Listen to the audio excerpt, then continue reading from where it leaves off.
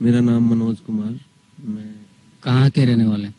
मैं हिसार का रहने वाला हूँ। क्या करते हैं? मैं लेक्चरर हूँ। मैंने BTech MTech in civil engineering किया है। अभी पीएचडी कर रहा हूँ और लेक्चरर हूँ पीपीएमटी इंजीनियरिंग कॉलेज हिसार में। कितने दिन से जुड़े हुए हैं संत रामपाल जी महाराज के साथ?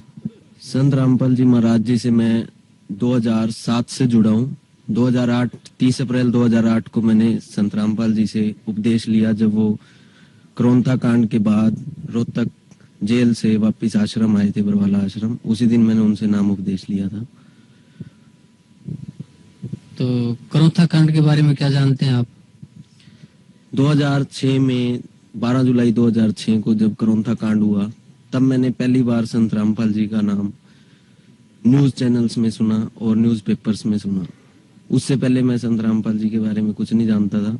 उससे पहले हम 1994 से राधा स्वामी डेरा ब्यास से जुड़े हुए थे। 2007 तक वहीं से जुड़े रहे। करोंथा कांड में इनका नाम सुना तो मन में संतों के प्रति बड़ा ही बुरा भाव आया।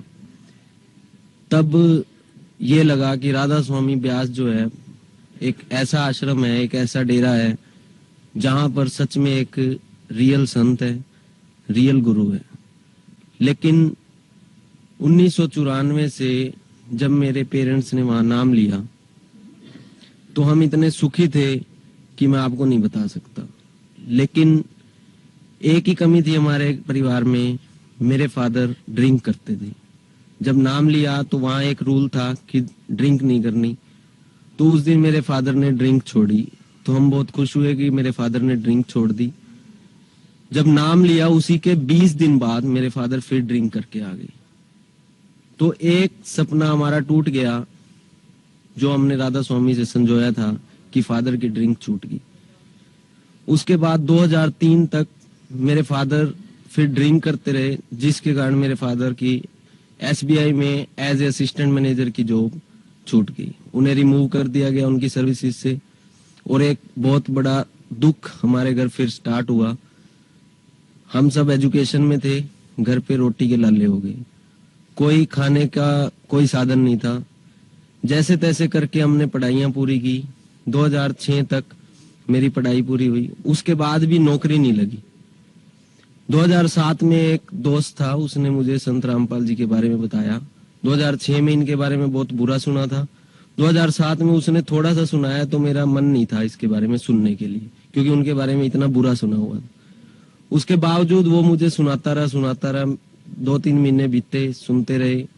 एक दिन हम उसके घर गए, लंच कर रहे थे, तो उसने संत रामपाल जी की सीडी चलाई, सत्संग चलाया, जिसमें संत रामपाल जी महाराज जी ने गीता और वेदों के बारे में बताया। संत रामपाल जी महाराज जी ने गीता में 16वें अध्याय का 23वां मंत्र दिखाया, जिसमें लिखा हुआ था कि शास्त्र विधि को त्याग के जो मनमाना आचरण करते हैं उन्हें ना कोई लाभ है, ना कोई सिद्धि है और ना ही कोई परम गति है। और साथ ही उन्होंने बताया 16वें अध्याय के 24वें मंत्र में कि इसलिए हे अर्जुन, तेरे लिए शास्त्र ही कर्तव्य और अकर्तव्य के लिए प्रमाणित है। इस बात को सुन के और देख के मुझे पहले बार तो ये लगा कि शायद ये गीता का जो बाहर का पेज है, ये गीता प्रेस गोरखपुर के पेज को चिपकाया हुआ है और अंदर संत रामपाल जी महाराज जी ने अपना ज्ञान दिखा दिया है। इसलिए मुझे अविश्वसनीय लगा। मैंने वहीं पड़ोस से एक गीता खरीदी, गीता प्रेस गोरखपुर से प्रकाशित थी जो थी, उसको खुद घर ले जाके पढ़ा और वो एज इट इज मिली जो संत रामपाल जी महाराज जी की सीडी में मैंने देखा था। उसके बाद मेरी इच्छा हुई कि इस बात के बाद और ऐसा क्या ज्ञान है जो संत रामपाल जी महाराज देते हैं, जो मैं उससे 2-3 महीने से सुन रहा था, जो वो मुझे बार बार बताने की कोशिश कर रहा था लेकिन मैं सुनना नहीं चाहता था। फिर मैंने उससे संत रामपाल जी महाराज जी की बुक लिए, जिसको घर में छुप छुप के पढ़ता था, क्योंकि हमारे पेरेंट्स राधा स्वामी डेरा ब्यास से जुड़े हुए थे। मैं इसलिए छुप के पढ़ता था, मुझे डर था कि कहीं उन्हें ये ना पता लगे कि मैं संत रामपाल जी महाराज जी की बुक पढ़ रहा हूँ। कुछ दिन छुप के पढ़ी। फिर मेरे पास क्योंकि खाने के लाले थे, रोटी नहीं थी, फिर भी मैंने एक 2000 रुपए का जुगाड़ किया और उससे एक सीडी प्लेयर खरीदा ताकि मैं संत रामपाल जी महाराज जी का ज्ञान सुन सकूं। एक सीडी उससे दोस्त से ली एक MP3 CD थी।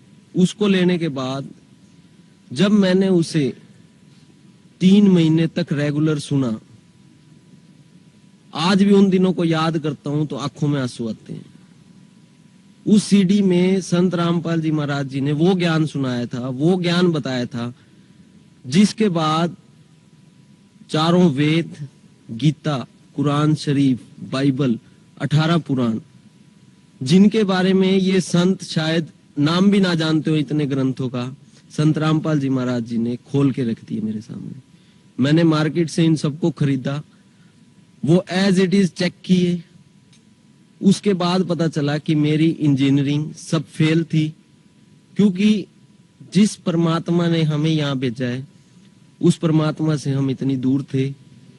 और तब मुझे ये रोना आया कि मैं इस धरती पे इस मानव शरीर के साथ था, वो पूर्ण संत भी था, लेकिन उस पूर्ण संत से मैं वो नाम उपदेश नहीं ले सकता था जिससे हमारी मोक्ष की प्राप्ति हो, जिससे हम सच्चा सुख, वो सतलोक की प्राप्ति कर सकते हैं।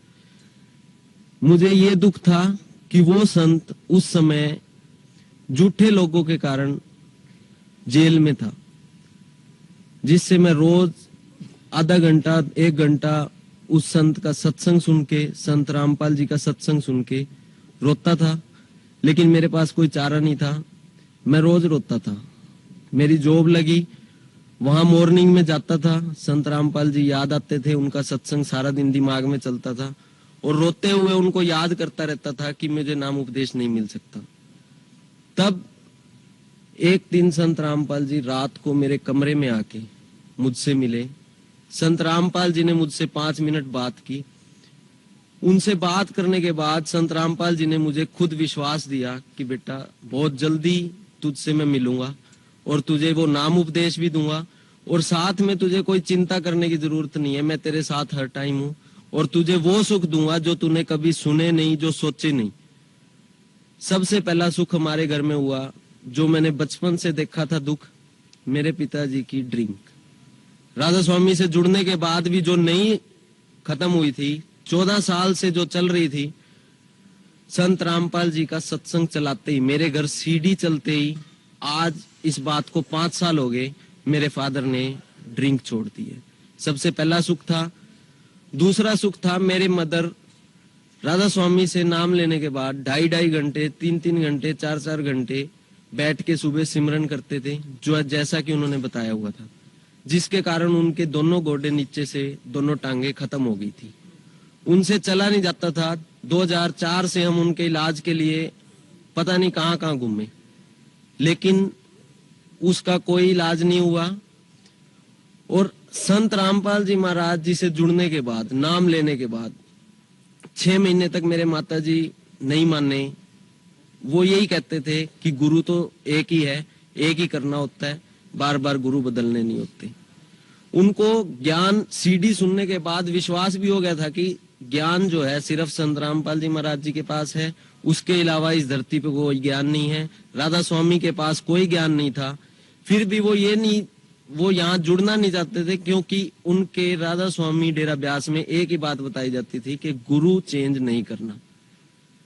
लेकिन उन्हें मैंने यही विश्वास दिया था कि गुरु चेंज कर लो, आपके अगर ये पैर ठीक ना हो, 10 दिन बाद मैं भी संत रामपाल जी महाराज जी को छोड़ दूंगा, अगर आपके गोडे और पैर ठीक ना हो तो। इस बात का विश्वास देके 6 महीने बाद उन्हें मैं यहाँ लेके आया, और मुझे इस बात का खुशी है, गर्व है परमात्मा पे, संत रामपाल जी महाराज जी पे, कि उनके यहाँ आते ही वो गोडे भी ठीक हुए, पैर भी ठीक हुए, जिसके इलाज के लिए हम बहुत दूर दूर तक घूमे थे। धन्यवाद मनोज जी। मैं आपसे जानना चाहूंगा कि जो वक्त आपने राधा स्वामी डेरा व्यास में बिताया, उसके बारे में कुछ बताइए कि आपको अब कैसा महसूस हो रहा है? वो दिन याद करता हूँ तो आज बहुत रोना आता है कि लाइफ के वो 13-14 साल हमने वेस्ट कर दिए उन संतों के पास, जिनको संत, आज मुझे संत कहते हुए भी उन्हें शर्म आती है कि वो संत के नाम पे कलंक है। वो इस धरती पे उन करोड़ों लोगों को धोखा दे रहे हैं जो परमात्मा के लिए उनकी तरफ जा रहे हैं। लेकिन वो कबीर साहब की वाणी से, दादू जी की वाणी से, नानक जी की वाणी से सत्संग तो करते हैं, लेकिन उन्हें आज तक यही नहीं पता कि परमात्मा कौन है। इन सब संतों की वाणी में परमात्मा बताया गया, उसका एज इट इज नाम बताया गया कि वो परमात्मा कबीर है। संत रामपाल जी महाराज जी का सत्संग सुना तो पता चला कि परमात्मा कबीर है। और राधा स्वामी वाले वाणी कबीर साहब की लेते हैं लेकिन परमात्मा को निराकार बताते हैं। नानक जी की वाणी लेते हैं लेकिन परमात्मा को निराकार बताते हैं। दूसरी चीज वो ये कहते हैं कि अपने पापों का फल तो भुगतना पड़ेगा, जबकि परमात्मा ने, कबीर साहब ने खुद आगे बताया, गरीबदास जी ने, दादू जी ने, नानक जी ने, इन सभी ने बताया कि उस परमात्मा के पास इतनी पावर है कि वो आपके पाप कर्म बिल्कुल नाश कर सकता है। एक भी पाप आपके चाहे कितने बड़े पाप हो, सभी वेदों में लिखा हुआ है कि वो पाप नाश हो जाएंगे। और वो ये कहते हैं कि पापों का फल तो आपको ही भुगतना पड़ेगा।